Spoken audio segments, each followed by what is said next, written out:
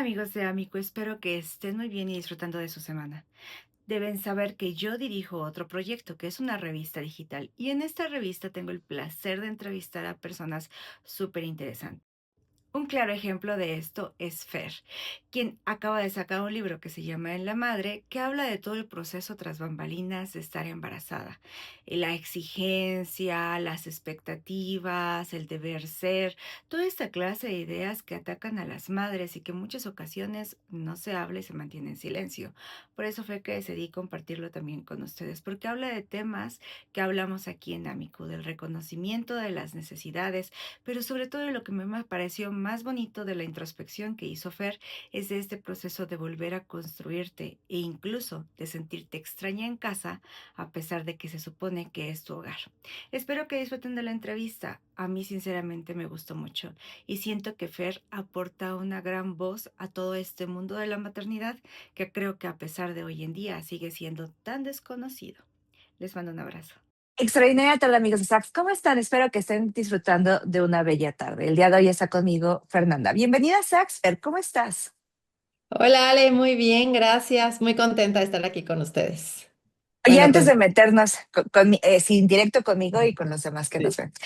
Antes de empezar con el chisme e irnos directo a todo el asunto que quiero platicar contigo, dime, ¿cuál es tu comida favorita? La verdad me encanta el sushi. Soy feliz con todo lo que es sushi, mariscos, me encanta. El mariscos. No soy tanto de los mariscos, pero creo que sí del sushi también podría decir que me gusta mucho. Sí. Sí, me encanta. Oye, la historia que vamos a platicar el día de hoy tiene que ver con tu libro que se llama En la Madre y que es como literal una expresión muy mexicana, yo siento, que habla Justo. mucho de nosotros, pero creo que en la forma en la que tú lo usas nos puede conectar muchísimo. Platícanos un poco de tu proyecto para irnos metiendo en el asunto.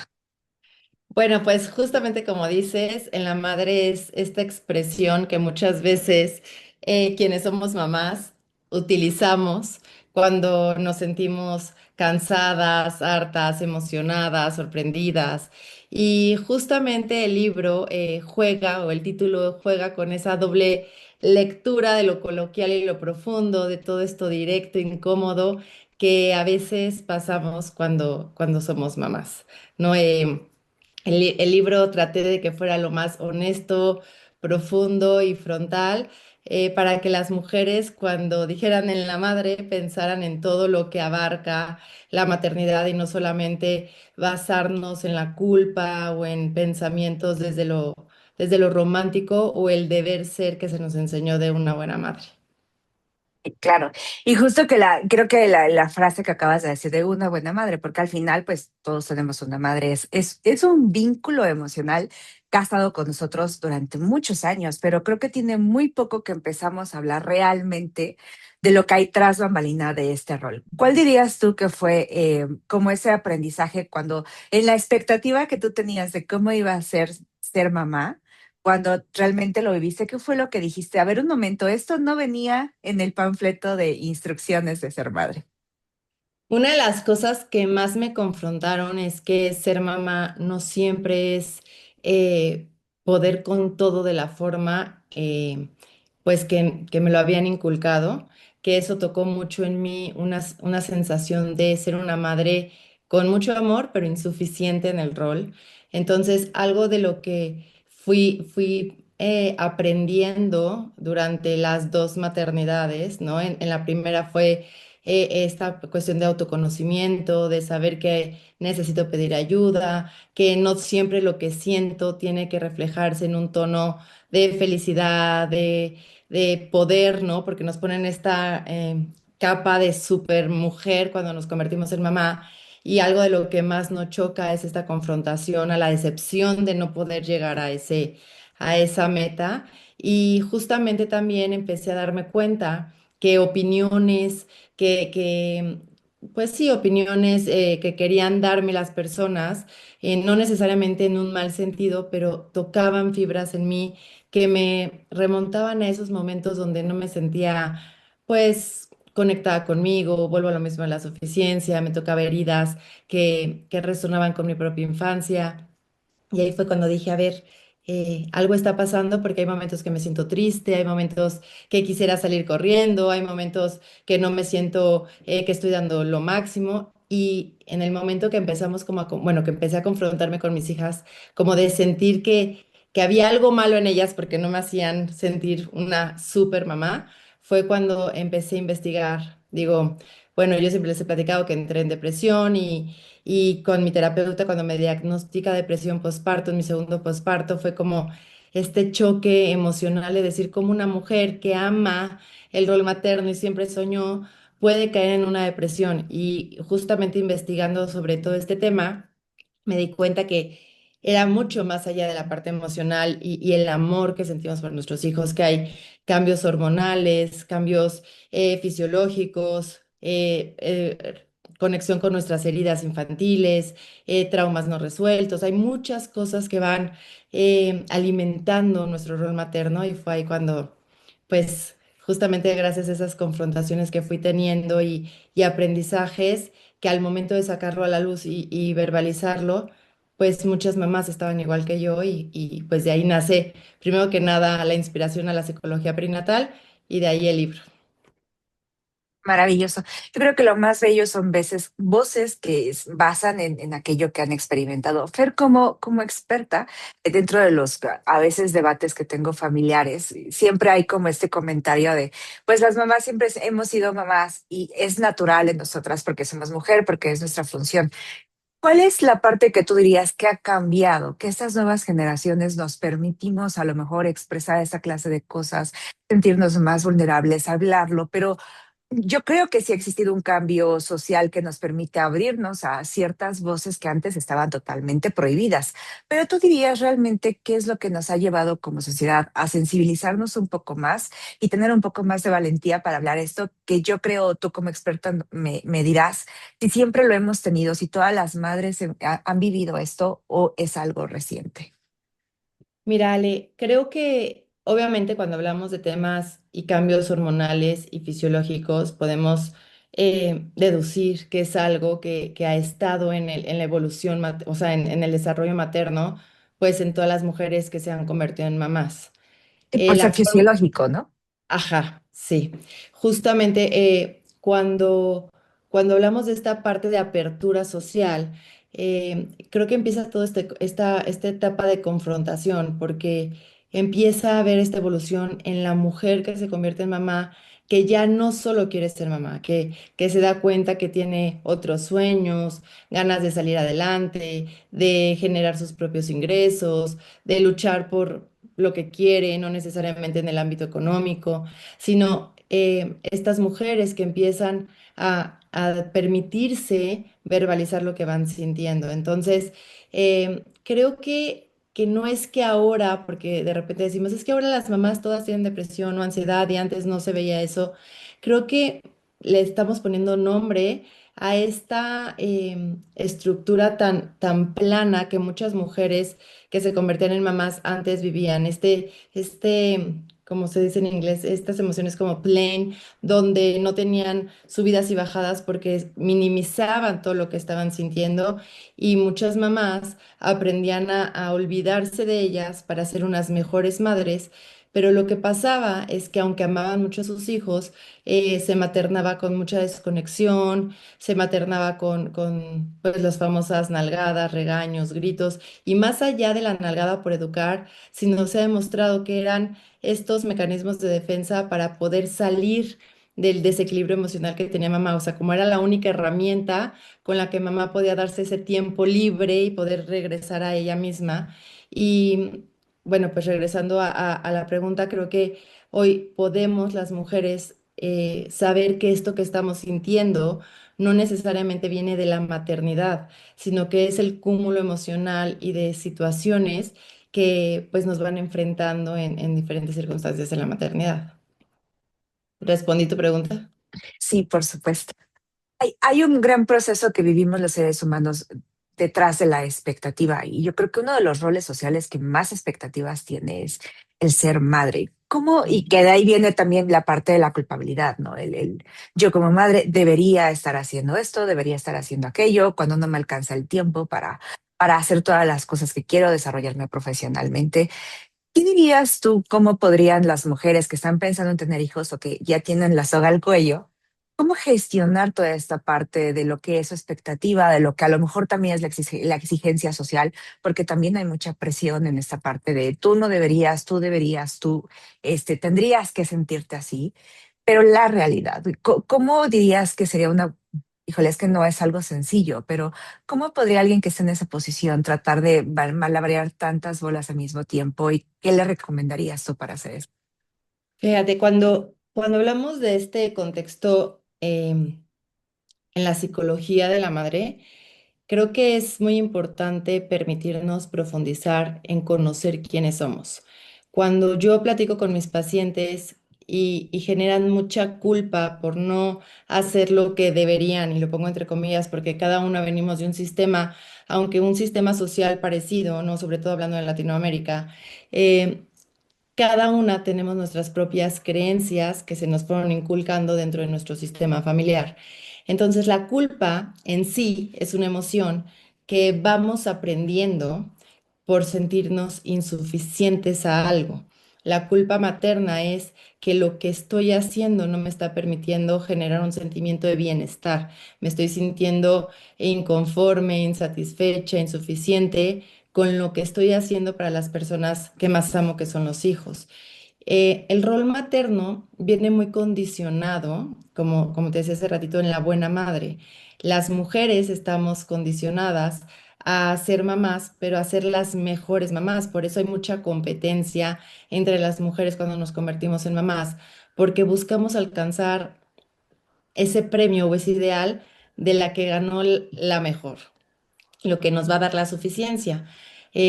Creemos por cultura que cuando pues estudiamos, nos volvemos profesionistas en el ámbito que sea, nos casamos, nuestro mayor sueño debería de ser convertirnos en mamá y es lo que nos va a dar como la cereza del pastel, como en el tono familiar, ¿no? Como que ya cumplimos a lo que venimos.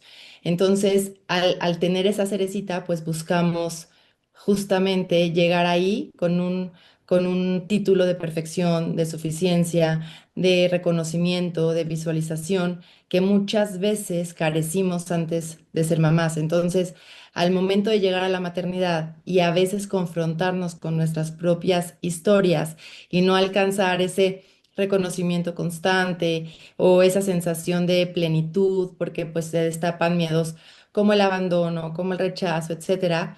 Desde ahí empezamos a, a maternar con ese sentimiento de no lo estoy haciendo seguramente bien yo, por lo que, pues no sé, si me voy a una fiesta, siento culpa porque en mi sistema o en mi creencia, las mamás que salen o las mamás que trabajan o las mamás que se divorcian o las mamás que lo que sea, pues le fallan a los hijos, ¿no? Entonces, justamente regresando a la pregunta, ¿qué le diría a las mujeres que están por convertirse en mamás o que ya lo son, que entren en este proceso de conocimiento personal? ¿Qué es eso que pasa en la sociedad, en su sociedad, que las está confrontando constantemente a no sentirse seguras y suficientes con ellas mismas para que de esa forma, pues la culpa se sienta menos pesada, porque entre más segura de mí, entre más consciente, entre más me conozca, más voy a poder, como decimos acá en México, agarrar el toro por los cuernos y poder tomar decisiones sin sentirme tan vulnerable. Y al término del día somos lo que somos en todas las áreas de nuestra vida, ¿no? Obviamente yo creo que los hijos nos desbordan o desbordan a quienes son padres y madres, porque digo, es la cúspide de todos los retos, pero realmente creo que le das justo en el clavo, ¿no? Es como la consecuencia de muchas deficiencias que venimos arrastrando. Ujú. Hablando de este proceso, hay un punto en donde tú dices y hablas de la vulnerabilidad, y a pesar de que hoy ya platicamos un poquito más, muchas veces es como mm, no castigado, pero es extraño que alguien diga que es vulnerable y más cuando tienes que ser fuerte por ser eh, madre, ¿no? Porque entonces ahora tienes que ser fuerte por ti y por tu siguiente eslabón. Pero a mí me encanta cómo tú lo explicas, porque dices, bueno, yo me perdí estando en mi propia casa, en mi propio hogar, y obviamente lo que encuentras a mí es parte de la vulnerabilidad. Platícanos un poco sobre este proceso en el que te pierdes en tu propio hogar, pero vuelves a encontrarte.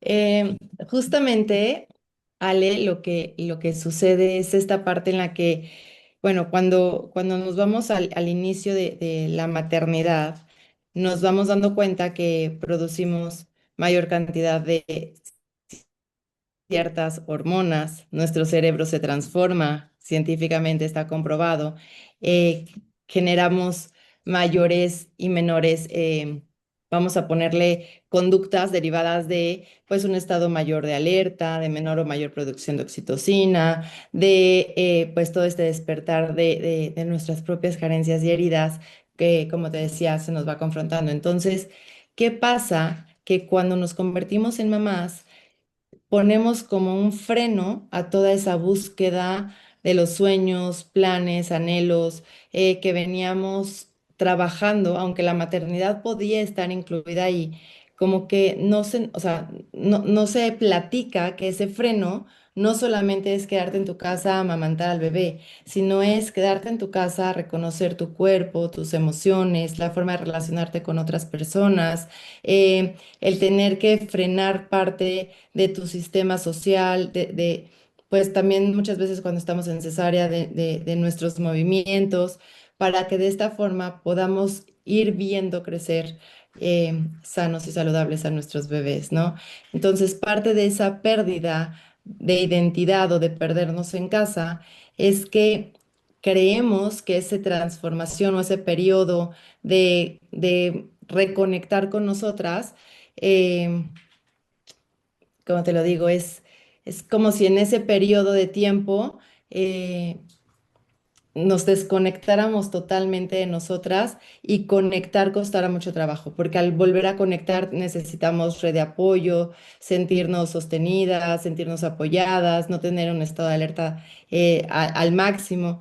Entonces, parte de lo que representa perdernos en casa es que esa desconexión muchas veces no nos permite volver a conectar porque hay desilusiones, hay depresiones, hay trastornos emocionales, hay a veces temas económicos, hay relaciones de pareja que se truncan, hay mucho estrés de por medio y pues obviamente empezamos a desconocernos por la forma en la que empezamos a relacionarnos, ¿no? Muchas mamás luego dicen, es que si no me hubiera embarazado, si no estuviera mi bebé o si no tuviera tres hijos, pues yo hubiera tomado estas decisiones o haría ciertas cosas. Entonces, el hecho de saber que hay alguien o alguienes más que dependen de ti, pone un freno en tomar decisiones por dos y muchas veces no sabemos ni cómo tomar decisiones por nosotras mismas. Ahorita que hablas de la red de apoyo, creo que es súper importante. Entonces, ¿cuál sería la recomendación para un hombre, ya sea pareja o a lo mejor algún familiar para las chicas que no tienen una pareja cerca, pero sobre todo para la pareja en esta acción activa de apoyar a la mujer, de cuidarla, obviamente, de hacer el rol masculino? ¿Cuál dirías que es la actitud cuando tu pareja está sufriendo de depresión, está sufriendo de esta parte postparto, donde no está logrando reconectar? ¿Cuál debería ser la función del hombre en este red de apoyo de soporte?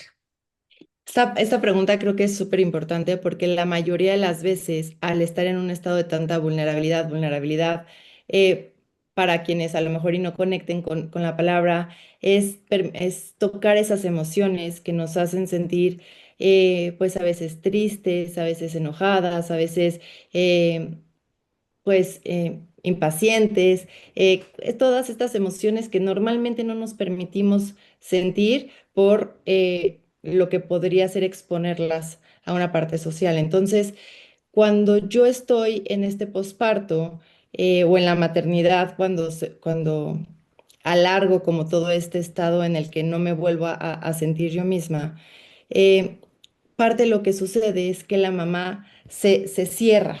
Y cerrarse no solamente es verla llorar o aislarse de la parte social o estar más reactiva. Toda esta parte de aislamiento es que se empieza como a apagar en lo que piensa, en su forma de comunicación, en su sonrisa, en diferentes cuestiones que a lo mejor la definían antes de que naciera su bebé, ¿no? Entonces, algo que es bien importante saber para quienes estén en compañía de esta mujer es que si la vemos más enojona, más triste, más desconectada, con menos apetito, con más sueño, no es normal, no es necesariamente que quiera llamar la atención o que desde que se volvió mamá se volvió muy enojona o desde que se volvió mamá está con mucha ansiedad, ¿no? No solamente es catalogar, porque creo que ahí también viene un tabú en la maternidad. Creemos que estar inestables emocionalmente no es que tengamos que trabajar por salir de ahí, sino viene con el paquete de la maternidad, que nos volvamos pues más ansiosas, más depresivas, más preocuponas, más enojonas.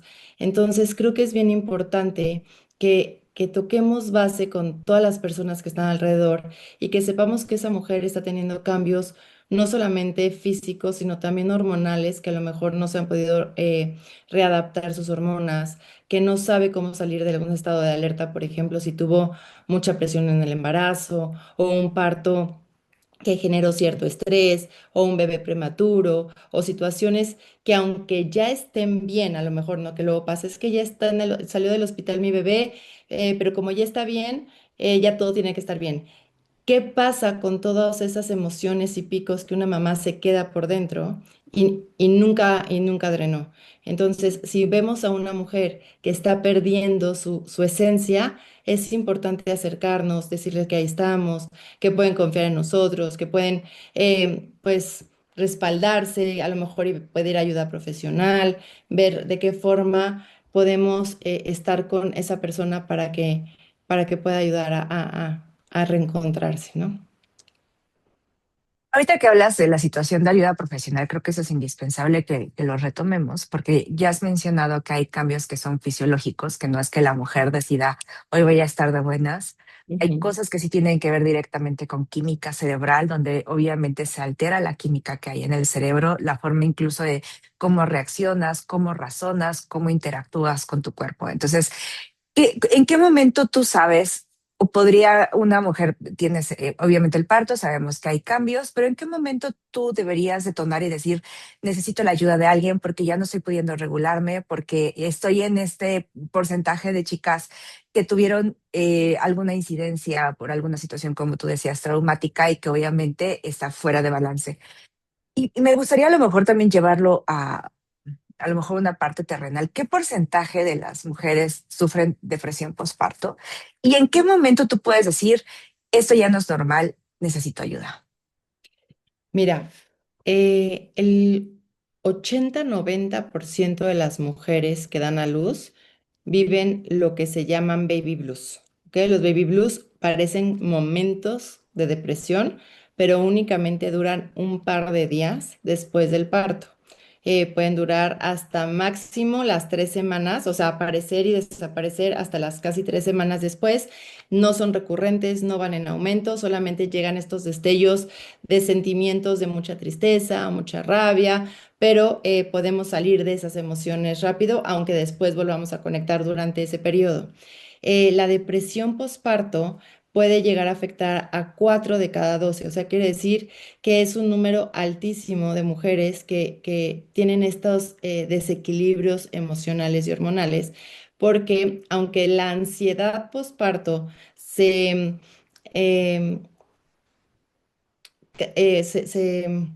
tiene un porcentaje menor. Hoy sabemos que la ansiedad y la depresión tienen pues mucha conexión, ¿no? Ujú. ¿Qué podemos hacer o cómo podemos saber si estamos presentando alguno de estos síntomas? La mayoría de las veces es que alrededor de 10 a 15 días lo hemos vivido de forma continua. Esto va la mayoría de las veces en aumento. ¿Y por qué son 10 y 15 días y pueden ser mucho tiempo más, ¿no? O sea, me refiero de que pareciera un tiempo muy corto como para poder tener como un diagnóstico, pero en estos momentos de maternidad donde estamos en constantes regulaciones, pasar más de 10 a 15 días con las mismas emociones y estas emociones de desconexión en aumento nos pueden estar dando ya grandes señales de que estamos comenzando con alguna patología emocional. Obviamente, cuando estos síntomas pueden ser no tan visibles, porque en la maternidad tenemos un tipo de depresión, bueno, en general en la vida, pero en la maternidad es muy común, un tipo de depresión que se llama depresión sonriente o depresión atípica, que es de la más común en la maternidad por la rutina materna, porque las mamás, cuando no tienen este rechazo al bebé, sobre todo cuando nacen, pues alimentan al bebé, van a las citas del pediatra, lo tapan cuando tiene frío, cuando lo llevan a sus clases de estimulación, cuando crecen, pues van al colegio, a las juntas del colegio, reciben visitas en casa. Podría parecer algo como una mamá que entra dentro de la normalidad o la cotidianidad emocional y que de repente tiene como periodos inestables. La mayoría de las veces, uno de los síntomas más grandes en la depresión o en la ansiedad es que la mente de mamá, el pensamiento, casi siempre se va a lo catastrófico, siempre se va o casi siempre se va a este temor de que algo malo pase en ella, en su bebé, pensamientos que a veces pueden generar esta no suficiencia, o sea, cierto abandono, rechazo a los bebés por no sentir que tienen la capacidad de cuidarlos y pues obviamente esta desolación emocional con ellas, ¿no? Como les decía hace ratito, esta lucecita como que se empieza a apagar. Muchísimas gracias yo creo que lo más potente de cuando alguien puede dar una voz o un discurso es que lo haya vivido y en tu caso creo que eso es lo que lo hace, para mi caso o para mi perspectiva particular, lo más valioso. Entonces, gracias por todo lo que compartes y por esta parte que nos permite empaparnos de un mundo que para muchos es desconocido, pero que obviamente tenemos que conocerlo y manejar estos temas con empatía, ¿no crees? Justamente, Ale, porque independientemente de la parte emocional conductual, que es como lo más visible, ¿no? En las mamás, creo que parte de lo que quise plasmar en este libro no es los puntos para sentirte necesariamente buena madre o ser una buena madre o las herramientas, ¿no? Es justamente el que las mujeres que lo lean puedan conectar con descubrir qué puede estar pasando en ellas, que sepan que no solamente se vive en el amor la maternidad, sino que es una cuestión de muchos factores, como bien decíamos, químicos, hormonales, infantiles, de situaciones no resueltas, de confrontaciones constantes a nuestra propia historia. Entonces, todo eso va generando obviamente cambios en todas las áreas, lo que nos puede llevar a ser una mamá que no queremos ser, pero que no es una cuestión de voluntad nuestras conductas, sino que hay justamente todas estas transformaciones internas que muchas veces desconocemos y justo es invitarlas a que pues estén de la mano con sus ginecólogos, con sus médicos de confianza, con su ayuda psicológica, con una red de apoyo también dentro de la psicología infantil para conocer cambios de los niños, para que le pierdan el miedo a sentir que por pedir ayuda están fracasando y que entre más ayuda pidan y más se conozcan, posiblemente el rol materno se vuelva pues más bonito y más sostenible desde el lugar donde lo están deseando vivir. Totalmente. Y no hay nada, digo, creo que de las cosas que más bellas que podemos crear en este mundo son hijos. Entonces, sería genial que todos pudiéramos disfrutar del proceso y obviamente gracias a ti que cuentas la experiencia, pues nos da un panorama más amplio. Así que si están pensando en tener hijos, quizá antes podrían leer tu libro. Sí, creo que les serviría de bastante. Oye, cambiando un poquito, aligerando un poco el tema, vayan y lean el libro mientras nosotros seguimos chismeando. Pero Sí. me llama mucho la atención porque al final eres mamá, que yo creo que es un trabajo completo de dos pequeñas, pero también aparte pues tienes tu profesión, generas contenido, eres psicóloga, estás muy metida en todas estas ondas y aparte todavía escribes y haces toda esta difusión. Entonces, ¿cómo se le hace para tener tanto tiempo? Dime, ¿cuáles son tus principales hábitos? ¿Cómo te organizas? ¿Qué es lo que para ti tiene más sentido en esta parte de estructura? Mírale, la verdad, Hasta te acomodaste, me encantó, sí, Fer. vamos a hablar del tema.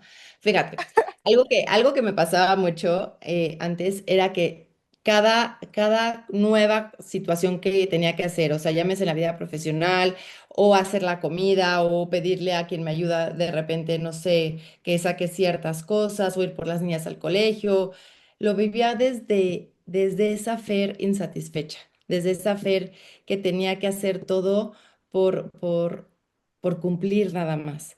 Entonces, cada nueva actividad pesaba mucho en el rol y entonces ese sacrificio por tener que sacar el trabajo, por tener que sacar a las niñas, porque ya gritaron, porque ya se pelearon, porque ya estoy detonada, porque se vivía de verdad con mucha desconexión en mí y creo que eso eh, fue lo que más hoy agradezco de sanar, de estudiar de este tema, de observar cómo entre mejor te sientes contigo, más estructurada, porque tienes menos culpa y más satisfecha te vas sintiendo en lo que vas haciendo. O sea, tener realmente mis prioridades, tener mi estructura en el día, mis rutinas, serme fiel a mí, o sea, hasta dónde puedo trabajar, hasta dónde pedir ayuda con las niñas, permitirme tiempo de descanso, cuando no, bueno, intentar reparar, alimentarme bien.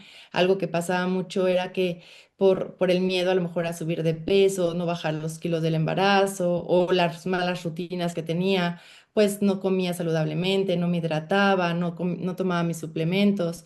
Entonces me daba cuenta que a veces parte de mi enojo, de mi estado de estrés constante, pues venía también desde lo profundo, desde un cuerpo estresado, desde unas células no nutridas, desde un cuerpo deshidratado. Entonces, justamente cuando vamos entrando en un proceso de transformación desde lo profundo, se siente muy bonito el equilibrio. Se siente muy bonito poder sentirte satisfecha en diferentes áreas y saber que no siempre tienes que tener el mismo tiempo destinado a todas las áreas y saber que no siempre tienes que poder con todas las áreas, pero que al final del tiempo, el sacar tus trabajos, ¿no? Materno, profesional, la casa, eh, pues aunque no sea por completo, vamos a decirlo diario, pues también es parte de reconocernos. Algo que aprendí mucho y que le trato de enseñar mucho a mis pacientes es que la queja nos victimiza y la queja nos hunde más. Desde la neuroplasticidad cerebral, nuestro cerebro, literalmente nuestra mente se va a enfocar en todo eso que le repetimos constantemente. Entonces, cuando aprendemos a agradecer, cuando aprendemos a validar lo que sí hacemos y lo que tenemos, de verdad nos empezamos a percibir en el día de forma distinta.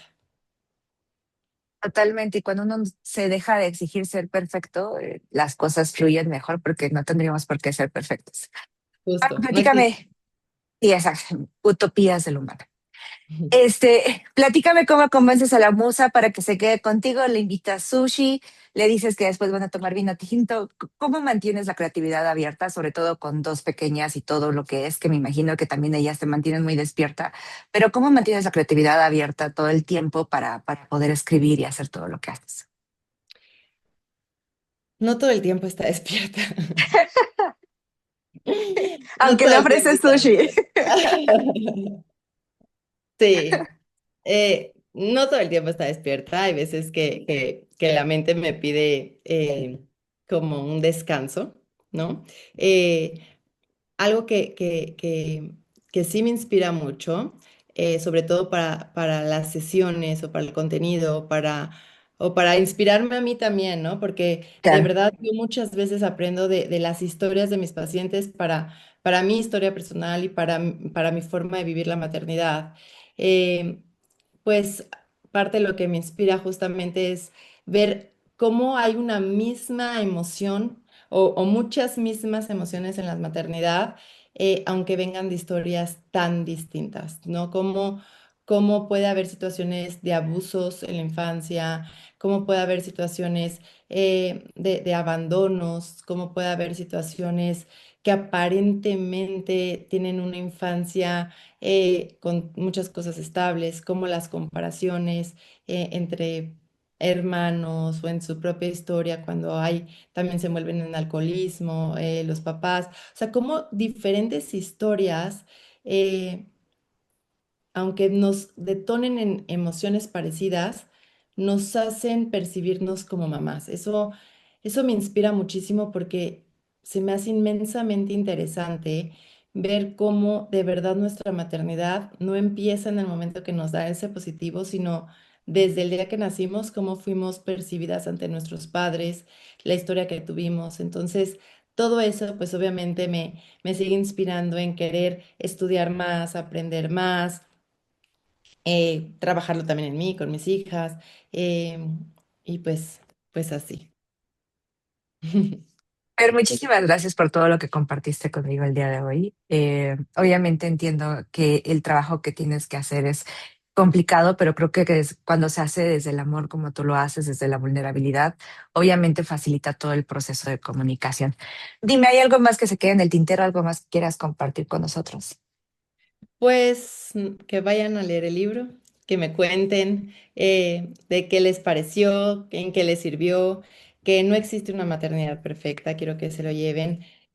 Cada una desde nuestro lugar hacemos lo mejor que podemos por ser las mejores madres para nuestros hijos y que no es el amor materno lo que tenemos que aprender a tener, porque ese muchas veces, o la mayoría de las madres lo tenemos, sino es ese amor propio y ese conocimiento como mujeres para sentirnos más plenas en este rol.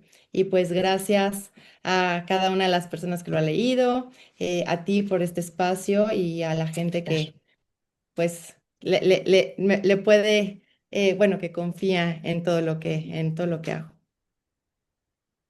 Muchísimas gracias, pero te mando un fuerte abrazo donde estés. Gracias por estar conmigo el día de hoy. Gracias, Ale.